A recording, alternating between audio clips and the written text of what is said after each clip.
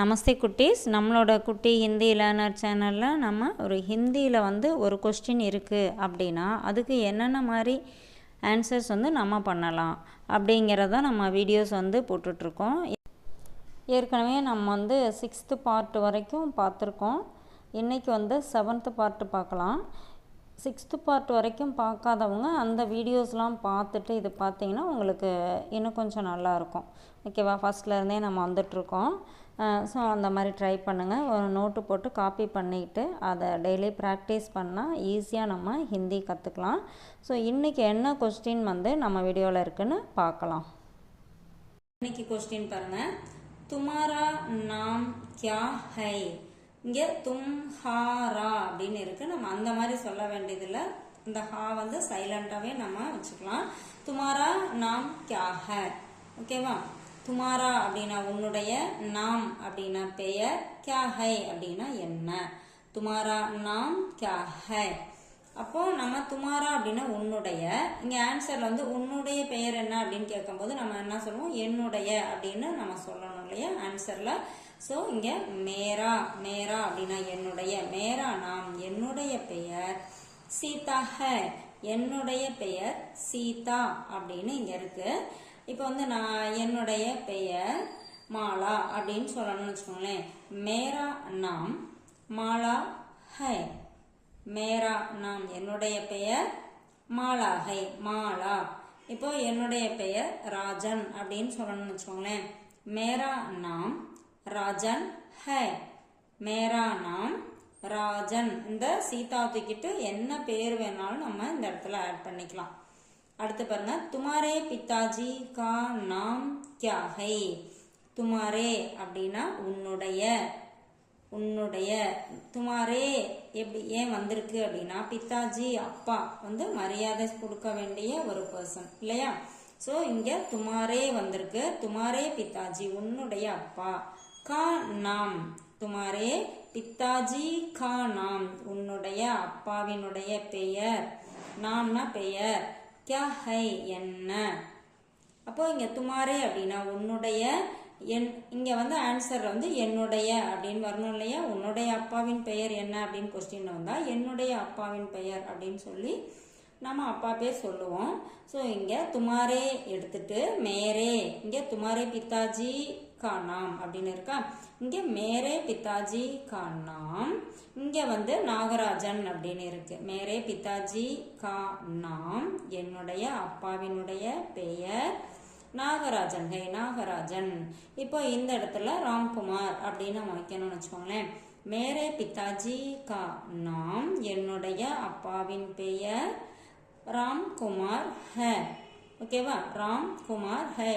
அப்போ இந்த இடத்துல இந்த பேரை மட்டும் தூக்கிட்டு, இந்த கியாவுக்கு பதிலாக இங்கே பேர் போட்டிருக்கோம் இல்லையா. இந்த பேரை மட்டும் நம்ம தூக்கிட்டு எந்த பேர் வேணாலும் நம்ம அந்த இடத்துல ஆட் பண்ணிக்கலாம்.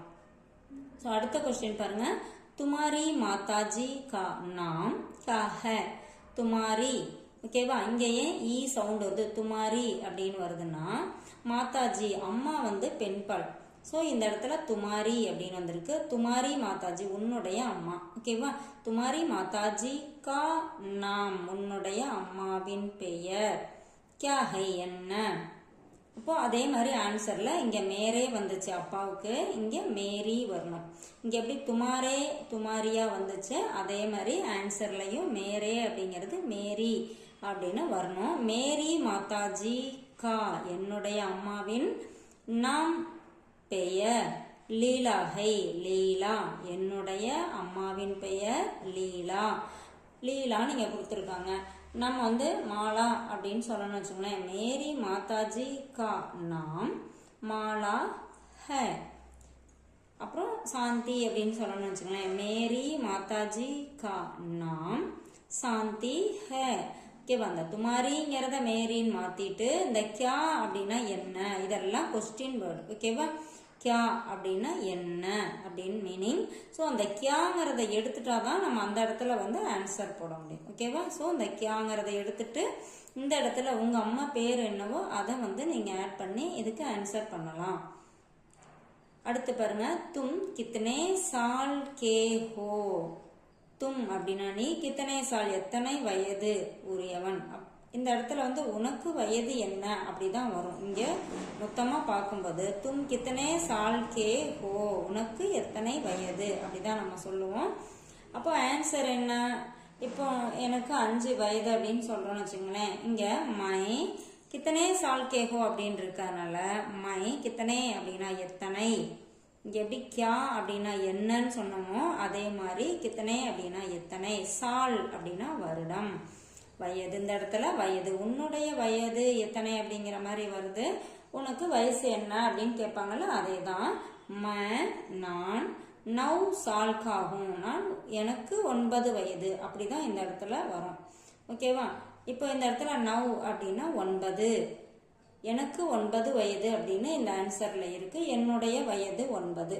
இப்போ வந்து எனக்கு 5 வயது அப்படின்னு சொல்லணும்னு வச்சுங்களேன். மை 5 சால் காகும், மை வந்தா ஹூ வரணும். ஓகேவா? அப்போ மை 5 சால் காகும், மை 10 சால் காகும், எனக்கு 10 வயது. அப்போ 10 போடணும். அடுத்து பாருங்க, தும் கியா கர்த்தே ஹோ, நீ என்ன செய்கிறாய். தும் நீ, கியா என்ன, கர்த்தே ஹோ செய்கிறாய். கர் அப்படின்னா செய்ன்னு அர்த்தம். தும் கியா கர்த்தே ஹோ அப்படின்னா நீ என்ன செய்கிறாய். இங்க வந்து என்ன போட்டிருக்கு? My patta who. இது வந்து ஒரு பையன் சொல்ற மாதிரி இந்த இடத்துல ஆன்சர் கொடுத்துருக்காங்க. இந்த மை வந்து ஒரு பையனா இருக்காங்க. ஓகேவா? அப்போ மை ஆண்பால் அப்படின்னா மை பட்டா ஹூ, நான் படிக்கிறேன். மை வந்தா ஹூ வரணும். ஸோ இங்க வந்து மை ஹூ வந்துருச்சு. என்ன செய்கிறேன் அப்படின்னா மை பட்டா, பட்டா அப்படின்னா படிக்கிறேன். ஓகேவா? மை பட்டா ஹூ, நான் படிக்கிறேன்.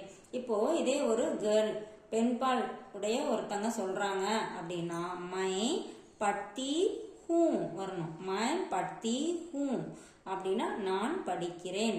இப்போ இந்த ஆன்சர் வந்து இங்க ஆண்பாலா கொடுத்துருக்காங்க. ஸோ நம்ம பெண்பாலுக்கு எப்படி சொல்லணும் அப்படின்னு பார்த்தோம் இல்லையா? இப்போ நான் படிக்கிறேன் அது மட்டும் தான் நம்ம சொல்ல போறது இல்லை. ஓகேவா?